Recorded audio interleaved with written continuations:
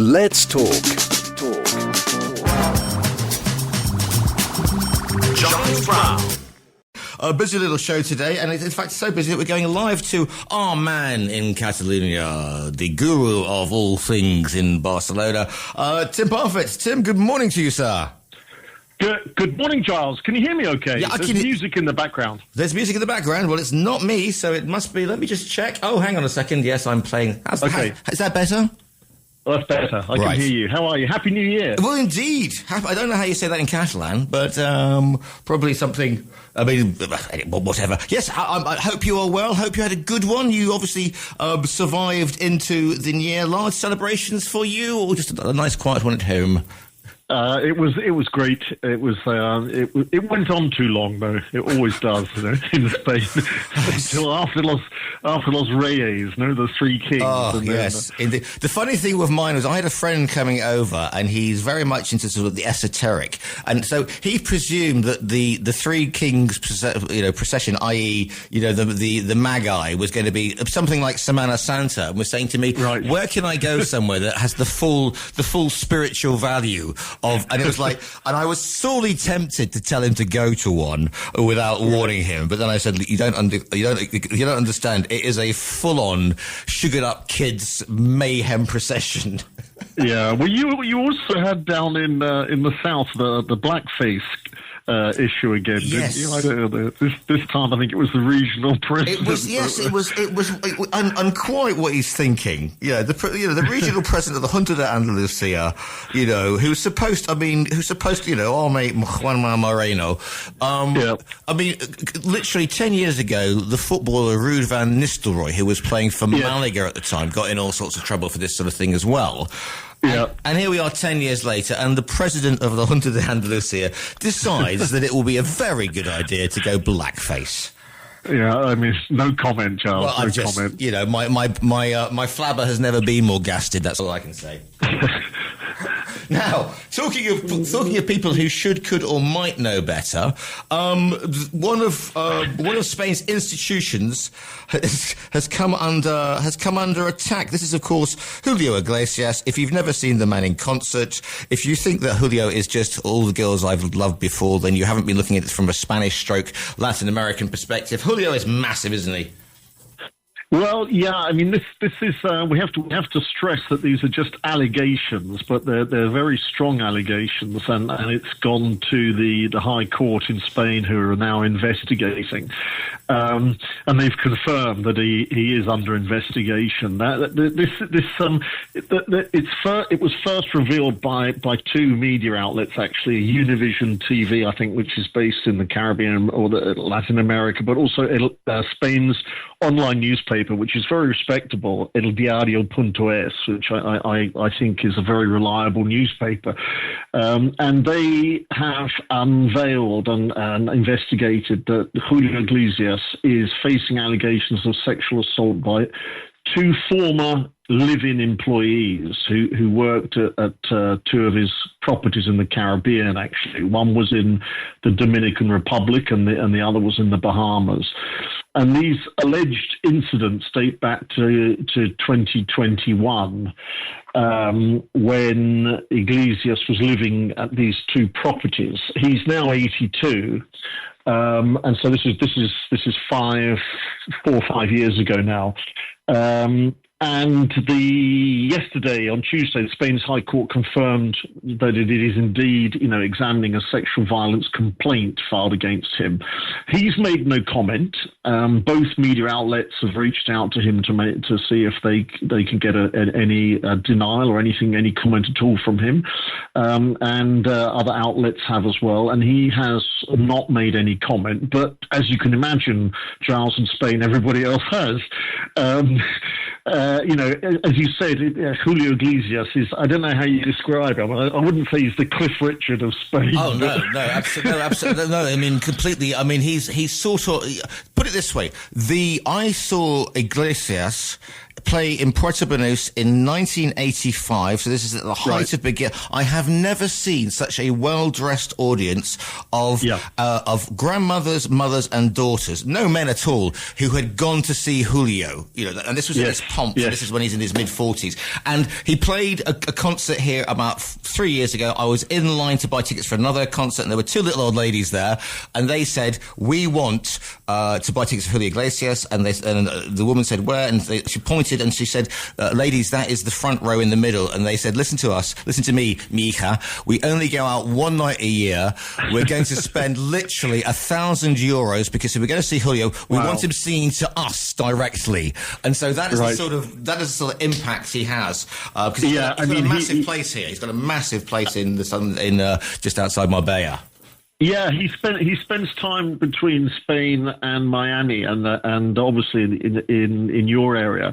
And as you say, he is one of the icons of Spain's cultural, musical arena. I mean, he is actually one of Spain's most internationally successful musical artists. He actually started he didn't start his career, but he had a promising career as a goalkeeper. I don't know if you knew that, for Real Madrid's youth side, and then he had a car accident, so that was cut short.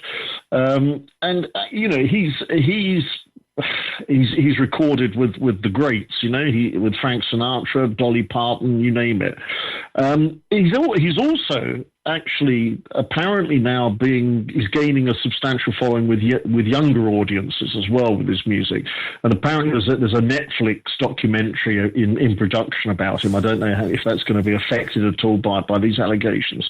He's been married for more than 30 years with the woman Isabel. The most famous is Isabel Presley. Miranda. Yeah. Miranda Rinsberg. I think she's Dutch, but maybe German. They have 5 children together, and he's always been the fodder for the prensa de corazón in Spain. The Spain's pink press, as they call it, heart press. But yeah, I mean, these allegations, they're obviously got to be taken very, very seriously, and they are being taken very seriously if the High Court is investigating them. The 2 women, one of them was only 22 at the time of the alleged incidents. One of them apparently was a live-in help. The other one was, I believe, a physiotherapist that both worked at his properties. With all these things, Giles, we have to stress that they're alleged incidents, alleged allegations, alleged accusations of sexual assault. The fact that they took place, if they did take place, outside of Spain, I'm not sure the authority of Spain's national court to look at this, but they are. So that's the story. That's the big story of today. What has been interesting as well is our favourite politician, of course, in Madrid, has got involved with this as well. She's raided, hasn't she? I believe I think that is it.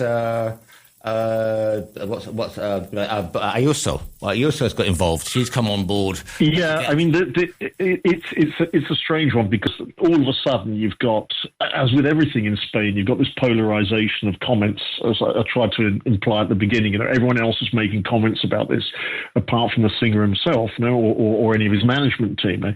But the allegations have already prompted complete polarized reactions in Spain. You've got the Spanish Labour, Socialist Party Equality Minister Ana Redondo calling for a full investigation. She doesn't need to do that because the court have already said they are. You've got Yolanda Díaz, Sanchez is his second deputy prime minister, calling the accounts chilling testimonies. And on the other side of the coin, you've got Isabel Díaz Ayuso, who's the People's Party president of the Madrid government. And she's immediately voicing her support for the singer. I quote, she says, Madrid will never contribute to the discrediting of artists, and even less so that of the most universal singer of all, Julio Iglesias. So she sounds like she could have been sitting in that Marbella concert with you. I think she probably will. One of the things I will do, Tim, before we move on to the next story, is the fact if you happen to be flicking through the channels and you go onto Spanish TV, say mid-afternoon between 2 and 6 o'clock, then you'll bet your bottom, euro that there will be a Spanish Prensa Rosa show where people are shouting at each other across the studio about Julio Iglesias, because this is it'll make a change from bullfighters and reggaeton stars, because this will have them frothing at the mouth for the certain type of TV show. Yeah, well, I mean, his most famous ex-wife is Isabel Preisler. Indeed. As we all know, she was then married to a previous socialist finance minister, Miguel Boyer, who died a few years back. And then she was also with the Nobel Prize-winning author, who I think sadly died last year. Yes. So she's and she was also with a wine baron called the Marcus de Grignon. So I actually met her several times in my previous life working on glossy magazines, on Spanish Vogue magazine. We had her as a cover star a couple of times, and she's a very lovely lady. But she was very young when she married Julio Iglesias, and they have very famous children together. 2 or 3 kids. One, what's his name? Enrique Iglesias. Yes, Enrique, the most famous. Yeah. Almost as famous as his father. And I think she's already been approached for a comment, and the only thing she said is that she's in shock. That's what she said for now, but no doubt she'll be over the front pages of Hola. I think this will absolutely take front and centre of all the Prensa Rosa. Let's move on from this, because I'm already getting some comments in this morning from some people about there are even more rental restrictions coming in now. Explain a little bit about this, please. Yeah, well, you often like to go on about this, Giles, and this is your subject of choice. And actually, this report has been very popular with our readers, because Sanchez has announced further rental regulations and a clampdown on medium-term leases and so forth. And it's all part of the government's effort to curb rising rents and prevent abusive pricing and so forth. And we've spoken about this before. Spain is one of the most popular tourist destinations globally. It's the second most visited country in the world. And the country is grappling with this acute housing shortage, and it's been worsened by this surge in tourism over the years. And what the government, he's just announced this. He's going to put it into a royal decree, apparently, in a week or two. But what he's actually saying is that the key parts of it is that they're going to put a cap on the total rent charge for individual rooms in a property, so that you can't you can't rent a room and exceed the price of renting the entire apartment. So it's basically trying to curb excessive room by room leasing. He's also tightening requirements for seasonal rental contracts, and he's going to introduce penalties where such contracts are used in place instead of the normal standard long-term leases. No? But one of the most interesting things is he's actually going to offer landlords 100% personal income tax rebate if they renew rental contracts without increasing rent at all. This is what he said, and that's basically the headline-grabbing part of it all. And we'll know more about the details of it in the coming weeks. The party that's in coalition with him, Sumar, have criticised some of it. They say it's not only going to help landlords, it's not helping those that are renting and so forth. And so I think this still needs to be fine-tuned in a way, but it's another way to show that the government are trying to tackle this. And he announced it whilst he was launching this Campamento project, which is outside Madrid. Here is where I get excited. This is where you come in. This is where I come in. I get on my soapbox, I start singing, shouting "No Pasarán" and start singing the Internationale. But actually, hey, they're doing something. You know? Yes. It's over 10,000 affordable homes in Southwest Virginia. Hopefully they'll put a train line to it. But hey, you know, I mean, if it's social housing, I mean, goodness me, we could do with it, you know, on the coast. Yes. And rather than Barcelona just seem to think that, you know, all tourists will come over, put your rates up and eat your children or something like that. This is actually, hopefully, with all the ex-military sites that we no longer need in Spain because of the, you know, because there's no conscription, whatever. That is something that I can actually get on board and stop because my mates go, don't get him started on infrastructure. Don't get him started on infrastructure. Yeah.